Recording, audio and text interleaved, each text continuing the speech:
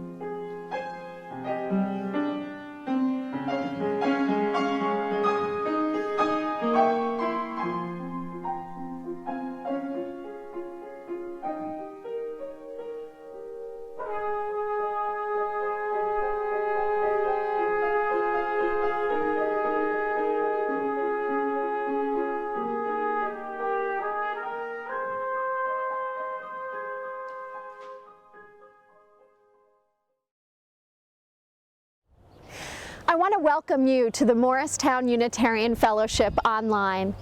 Happy Easter and happy Passover to all.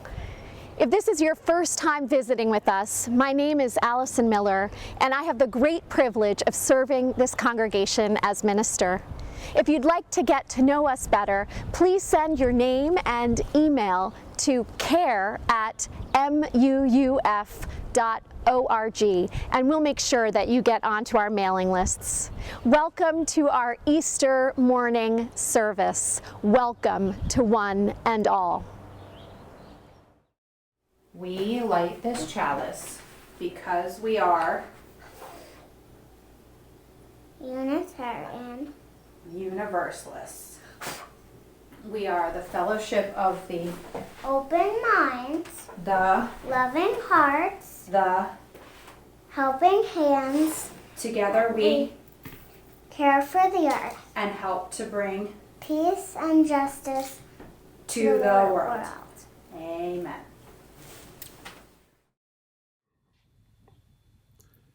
Beginners by Denise Levertov. From too much love of living, hope and desire set free, even the weariest river winds somewhere to the sea. But we have only begun to love the earth. We have only begun to imagine the fullness of life. How could we tire of hope? So much is in bud.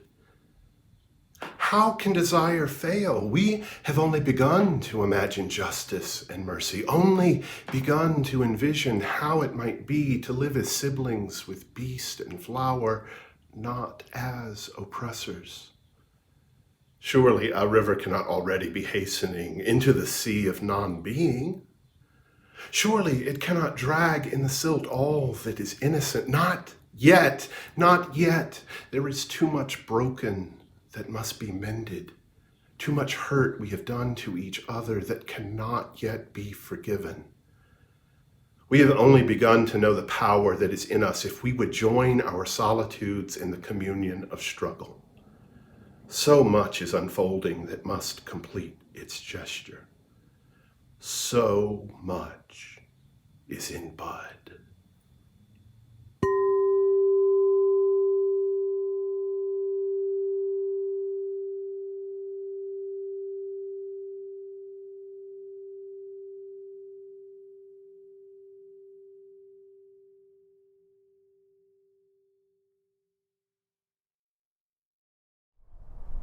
Good morning. I'm going to tell you a story today about someone who was born a long time ago, over 2,000 years ago. And he was a great teacher and he had a lot of wisdom. His name was Jesus, and he was a carpenter's son. Jesus was an inspiration and a teacher to many, partly because he was a radical. Unfortunately, when you have messages that people haven't heard before, when you speak truth to power, it doesn't make everybody happy. And the people in power at the time decided that Jesus had to lose his life for what he had to say. After Jesus lost his life, his followers were a small crew of people, and they felt such sorrow that he was no longer around. But they knew that getting together and speaking about someone who you miss and who you love makes you feel better. And so they did that. They gathered in people's homes, they gathered in the streets, and they spoke and told the stories of Jesus' life. When they started to share stories together, they remembered the look of his face, the tone of his voice, and he started to reappear to them as they were telling their tales. Some of them started to have vivid dreams about him. Some of them started to see his face in the faces of the people in the markets and towns. Just like you do when you remember someone who you've lost. You can bring them back vividly by sharing their memory. They started to talk about this and the dreams they had that were vivid, and realized that Jesus was visiting them as they remembered. So as they began to feel like they were visited by Jesus, they would talk to it amongst themselves, and they found that they had the same kinds of experiences. They felt that he was with them even after his passing. Now, some of us believe that he rose from the dead and came to visit them before ascending to heaven. Some of us believe that he visited them in dreams so strongly that his presence was there before they could say goodbye in their grief forever. Some of us believe that he will come back to earth and walk amongst us again. Some of us believe that his message is what is walking amongst us today. Some of his followers were waiting for Jesus to come back in bodily form to them. not just in their dreams, not just in the faces of the passers-by, but in person. Some of the followers were waiting for him to come back in a less tangible way, but to make his presence known in their lives again. This didn't happen for their whole lives. They passed away, and it didn't happen for their children's lives. And they passed away, and it didn't happen in their children's children's lives. And they passed away. You might think that this makes this miraculous story less miraculous, since his followers were waiting for him to come back. We often wait for people who we've lost to come back. We long for that to happen. But we don't get that miracle. You may think that this means that this story isn't a miracle, but I have a different take on the story. I have a different reason why we might be celebrating Easter to this very day.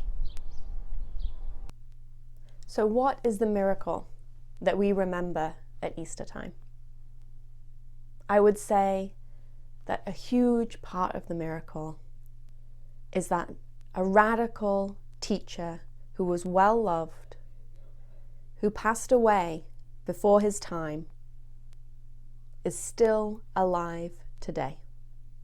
Still alive in billions of people's hearts and minds. His stories live on thousands of years after his death. They live on in body as people act upon his message.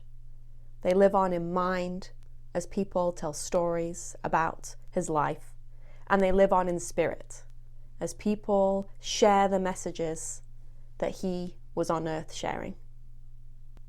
Easter at springtime is a time to remember that life will come back again and again, even if it's not quite the same flower or quite the same bud or the same bird. That spirit of spring and renewal will keep coming back as the message keeps coming back and walking among us. That's what I think we should remember and hold on to this Easter.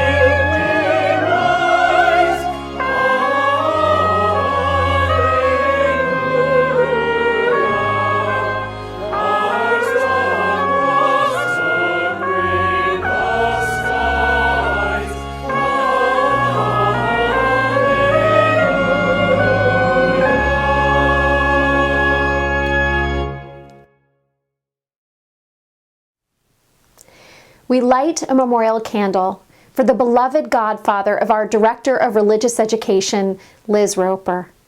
John Redhouse passed away yesterday, April 11th. Liz's grandfathers died before she was born, and John was the most wonderful, chosen grandparent. John is survived by his wife, Carol Redhouse, 2 daughters, and 6 grandchildren. Our heart goes out to his wife, Carol, on this, her birthday, as she holds the mixture of the blessing of being born on this day and the great loss of her husband. John was a patient, kind, golf-loving partner, friend, parent, grandparent, and godparent. Liz shares that John and Carol's spirit of hospitality was a great gift. They were always ready to open their home when she needed a second home to go to. May John's light and the lessons of his life and his legacy of love continue to be shared.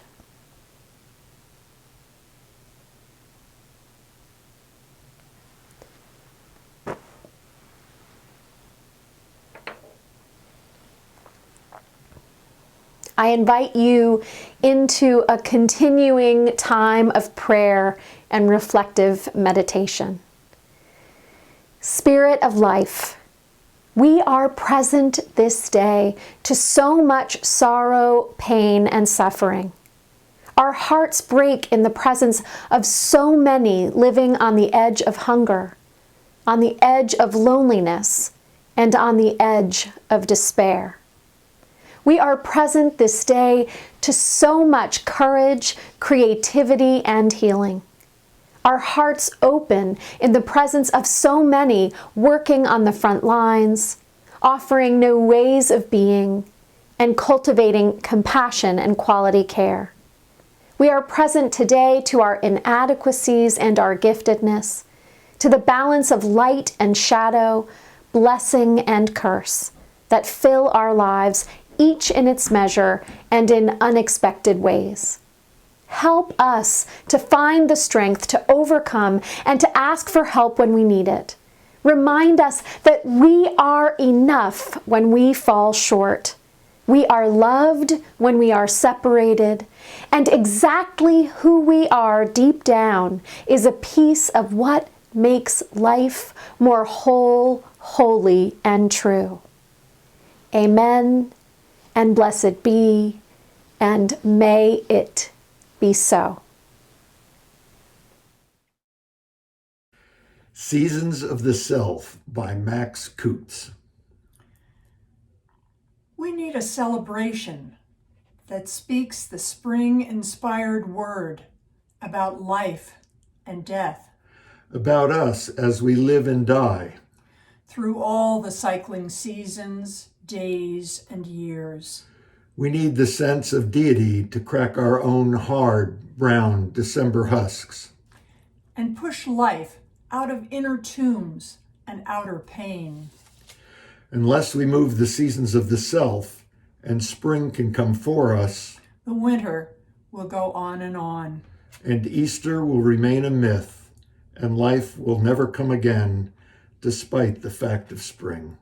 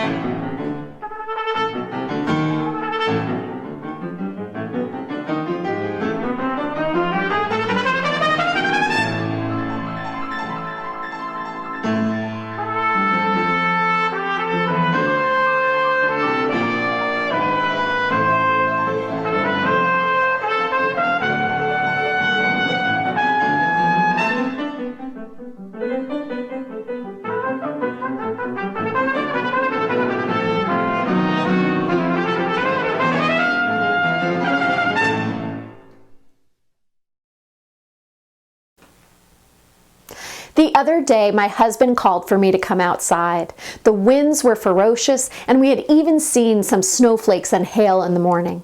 The sky was a bright blue, a sun snow instead of a sun shower, we quipped. The unusual weather matched the unusual season that we find ourselves in.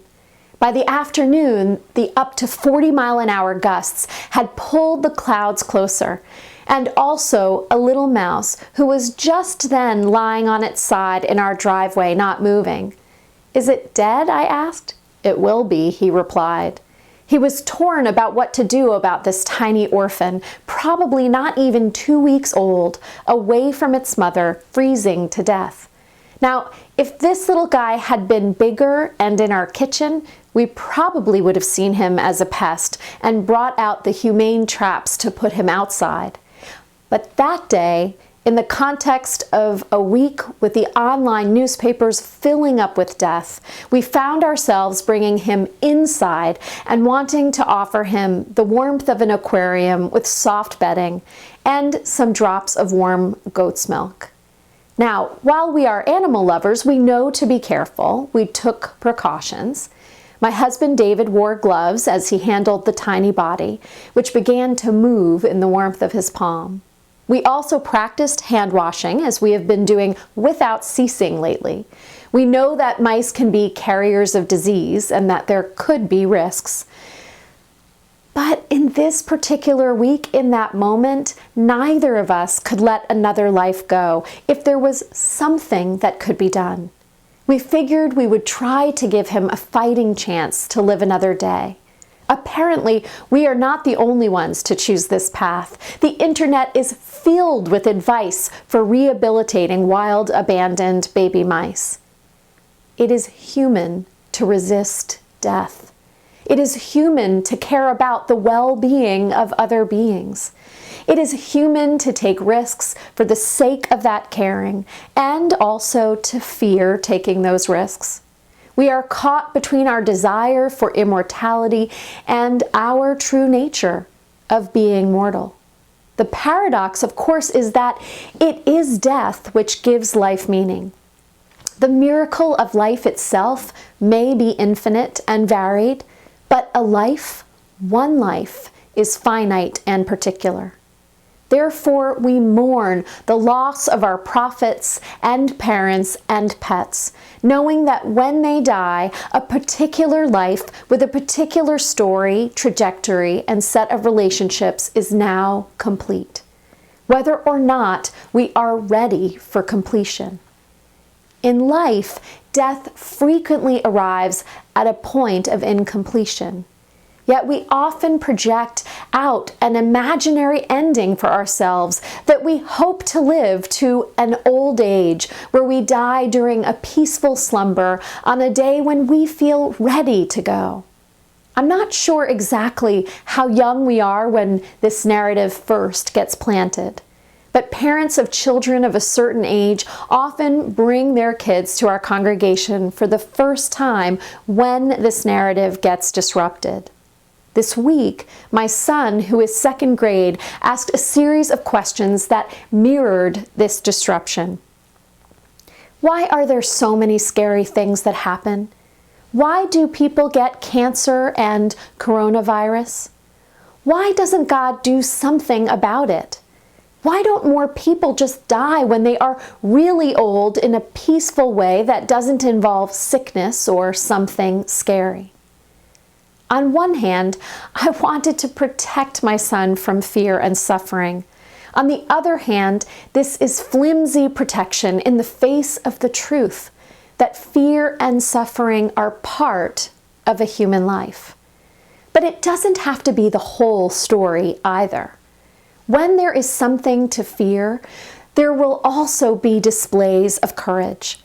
When there is suffering, there will also be an upswell of compassion. The story of Jesus that we celebrate today isn't so much about eternal life triumphing over death, although some people will surely share that point of view in some pulpits. Rather, the story of Easter is a confirmation that love and not death will have the final say. think about the images and the stories of the weeks that we are living through. When you saw planes filled with nurses and doctors flying towards New York from other locations, what was clear was not that they would be invincible against COVID-19. No doubt, even with appropriate personal protective equipment, some of them may get sick, some may even die. But love of neighbor was a force powerful enough to move them past fear and towards compassion. No matter whether they live or die, love will have the final word. Now that we see more clearly who are the people on whom our daily lives interdepend the most, all too often underappreciated or rendered invisible, the child caregivers, the nursing home aides, teachers, overnight grocery store stockers, healthcare workers, and the like. We know that it is love of neighbor, and especially how we relate to the least of these, that fuels a love beyond death. Jesus died at the tender age of 33, after imprisonment, a rigged trial, a rush to a cruel form of capital punishment. It is a stark reality to behold, and when we allow ourselves to truly feel the story, our grief will come in waves. But it isn't the whole story. Jesus saw that the world he moved in was filled with people whose fear bound them to death, disguised as life. They would serve an unjust master, whether an emperor hoarding power or the whims that would bring about more denarii, the dollar of the times, in the hopes that they might win things like security and prosperity that can lead to longevity. But they don't guarantee any of these things. And allegiances based on greed or on the success of one or the few can always be outbought or outmaneuvered. Jesus bound himself to love instead, the only thing which is eternal. He was an ally and accomplice to those whom worldly powers had marginalized. The immigrant, the low-wage worker, the elderly, the incarcerated, all who had been left out by a system of winners and losers. Jesus showed them there was another path and how to dream up new ways of being. The last were always first, the first were always last, the outcasts had equal say, and the privileged were still heard. It was scary at first, but soon this vision of what could be seized their hearts, and his disciples couldn't let it go. Even after he was killed, even though they were scared. They were more scared of turning back to a lesser love than of losing their life. And so it turned out that love could not be stopped, and that wherever a winter of greed and death reigns, you will always find signs of new life beginning. Just look for the people acting with courage or compassion as a place to start. Well, there is a little resurrection happening at our home this weekend. This morning, my son came running in with good cheer. The mouse opened his eyes. He's running around the cage. Was it foolhardy to rescue a mouse? Well, all I can tell you is love had the final say.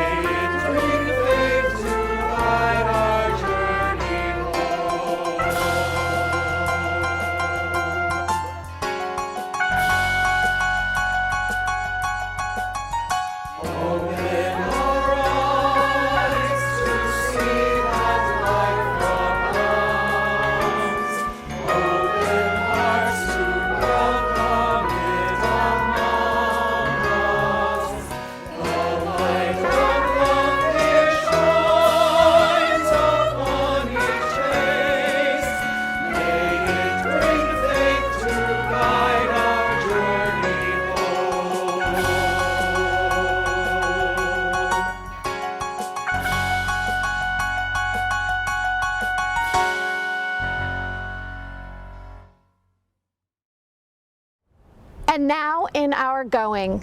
May the light of love bless us and keep us. May it shine down upon us. May it radiate out from within us. May it be gracious unto us, and may it make of us all peace builders. For this is the day that you and I are given. So let us rejoice and make gladness in it. Happy Easter. Happy Easter. Happy Easter! Happy Easter. Happy Happy Easter. Happy Easter!